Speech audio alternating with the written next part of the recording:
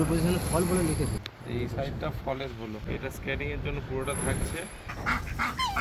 Hello everyone, welcome to another new blog. এখন তো আমরা নতুন ফার্মে আছি। নতুন ফার্মে আমরা অনেকক্ষণ আগে এসেছি। এতক্ষণ আমাদের প্ল্যান্টেশনের ব্যাপারে আলোচনা হচ্ছিল। নার্সারি থেকে লোক এসেছিল, তারা দেখে গেল এই জায়গায় কি কি গাছ দেওয়া যেতে পারে বা সামনে সাজানোর জন্য পাম জাতীয় কি কি ভালো গাছ দেওয়া যেতে পারে, এগুলো সব দেখে গেল। লিস্ট করা হয়েছে, 2-1 মধ্যে সব গাছ চলে আসবে, ওনারা দায়িত্ব করে বসিয়ে দিয়ে যাবে। তখন এইসব কথা হচ্ছিল। তারপরে এখন তখনটা ওখানে বসেছে, ফাইনালাইজ করছে কোন কোন গাছগুলো বাদ যাবে বা কোনটা কি অ্যাড হবে। আমি এখন ঘুরে ঘুরে এদিকে কাজগুলো দেখে নিচ্ছি। এই যে শালিক পাখিটা তখন থেকে লক্ষ্য করছে, এখানে থেকে ঘাস ফড়িং ধরছে, আর ওই যে ওইখানটায় ওদের বেবি হয়েছে, ওকে খাওয়াচ্ছে গিয়ে। আগে এদের একবার বেবি হয়ে ওরা বড় করে নিয়ে চলে গেছে, আবার সেকেন্ড টাইম এদের এখানে বেবি হয়েছে। দারুণ ব্যাপার।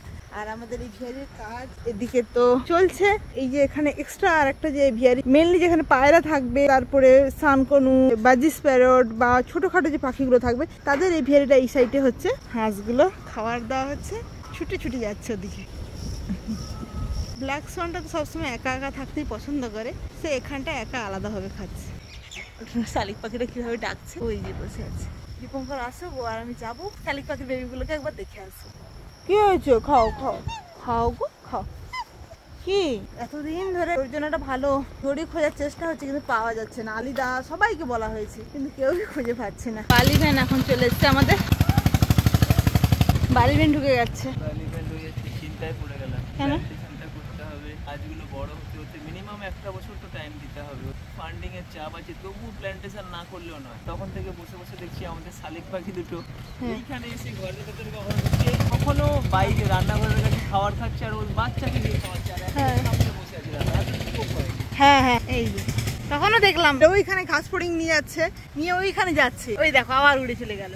ওই কতগুলো কুদলি তুলেছে জানো, ওইখান থেকে এত কুদলি উঠেছে। তারপরে আমরা তো গতবারে নিয়ে গেছিলাম 1 ব্যাগ, এবারেও আবার 1/2 ব্যাগ দিয়েছে। আবার এখানে গরুন্দা বলছে একটা চাল কুমড়ো হয়েছে, একা একা গাছ পড়ে হয়েছে। চাল কুমড়ো কাটবো, আসো চাল কুমড়ো কাটবো। এইখানে যে প্রথমে আমাদের রান্নাঘর হয়েছিল, সেইখানে রান্নার সময় হয়তো চাল কুমড়ো বা বড়ি দেওয়া হয়েছিল গত বছর। সেই বড়ি দেওয়ার সময় চাল কুমড়ো দানা পড়ে এই একটা গাছ হয়েছিল, আর প্রতিটা ঘাটে ঘাটে কিভাবে ফল এসেছিল, পুরো ফুল ফল ভর্তি, একটা গাছ ভরিয়ে দিয়ে যাবে। আর এখানে একটা বড় হয়েছে, এটা আজকে কেটে নিয়ে যাবো।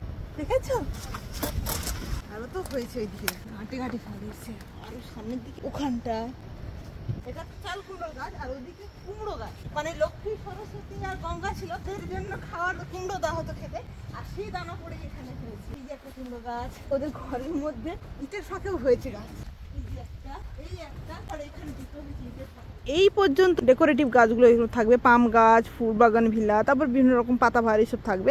এই পোর্শনের পরে থেকে মানে এই দিকটা শুধু ফল গাছ। এটা এতক্ষণ আমরা প্ল্যান করলাম। আমাদের এই ভেরিটাই কি দেখো, এই ভেরি পুরো জাল চাপানোর কাজ কমপ্লিট, শুধু নাট বল যেগুলো বলে ওইগুলো টাইট দেওয়ার কাজ চলছে। এভিয়ারি রেডি হয়ে গেছে, কিন্তু গেটগুলো, এভিয়ারির গেটগুলোর মাপ কোন সাইডে গেট হবে সেগুলোকে আজকে ফাইনালাইজ করা হবে। ওপরে যে ব্রিডিং কেজগুলো ওগুলো প্লাস্টার করতে হবে, আর নিচের এই রিসেপশন আর এই যে পাশের রুমগুলো এগুলোকেও রেডি করতে হবে। আর উপরে তো একটা ছাদ পড়বে, তারপরে আমাদের বার্ডস নিয়ে আসা হবে। হাঁসেদের খাবার দেওয়া হয়েছিল, সেখানেও যেটুকু যা পাচ্ছে ওই দেখো উড়ে চলে গেলে ওইখানটা পড়বে। তারপরে একটু পরে ওইখানে তার বিচ আছে, ওখানে ওদের খাবার নিয়ে যাবে। কি রে, তোদের খাওয়া হয়ে গেছে? চল দেখি এদের বাচ্চারা কত বড় হলো। ওর মারা তো সারাদিন শুধু খাবার সন্ধানেই আছে। পেটে খাবার আছে কিনা খাইয়েছে। হ্যাঁ, আর কি আছে বলে মনে হচ্ছে? হ্যাঁ আরো আছে। অ্যাকচুয়ালি আমরা আগের দিন এদেরকে বের করে ফিট করিয়েছিলাম, আর সব থেকে সারপ্রাইজ আমরা আগের বারে আমি যখন দেখেছিলাম দুটো ছিল আর একটা ডিম ছিল, ভেবেছিলাম যে ডিমটা আনফার্টাইল হয়েছে, নষ্ট হয়েছে, কিন্তু না। তারপরে এখন এসে দেখছি 3টে, আর 3টে বেশ বড় বড় হয়ে গেছে। আর যেটা সাজিয়ে ছোট, কোনটা ছোট? এইটা ছোট, এইটা সবার ছোট, এইটা সবার বড়। কি সুন্দর দেখো, কিউট।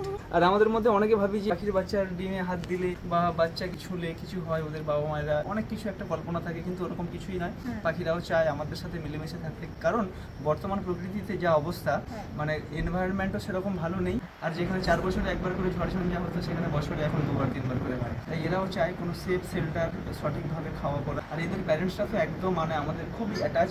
আমরা যখন খেতে বসি বা আমাদের পাশে গিয়ে বসে, শুধু মানে হাত দিতে দেয় না, গায়ে ছুঁতে দেয় না, কিন্তু কাছাকাছিই থাকে। আমরা কোনো খাবার দিলে ওখান থেকে খায়, আর সোজা উড়ে এসে এদেরকে খাওয়ায়।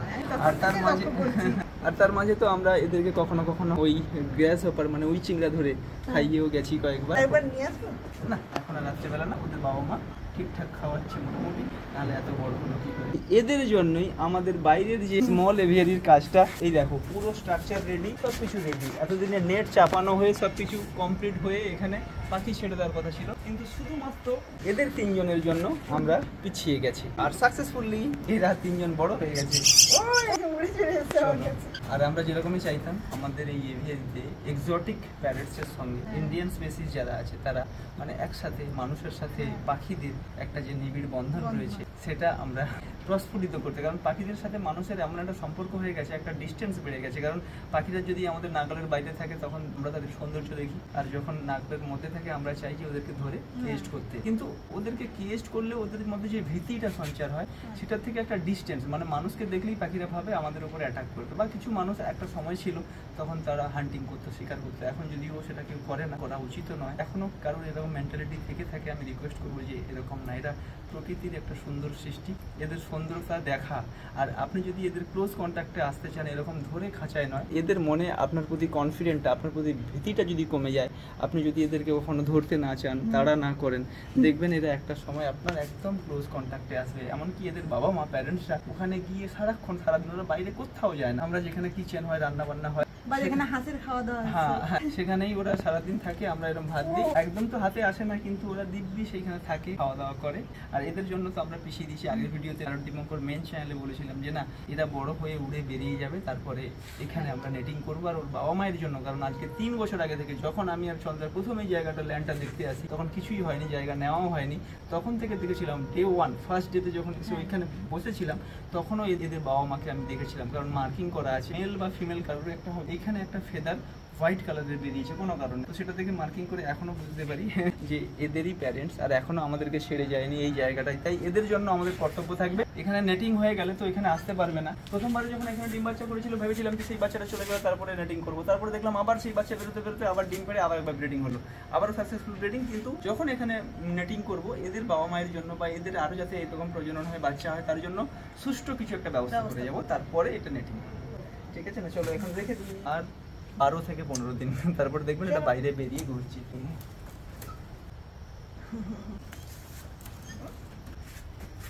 এ সবার থেকে ছোট, চলো ছোটি তুমি এখন ভেতরে যাও।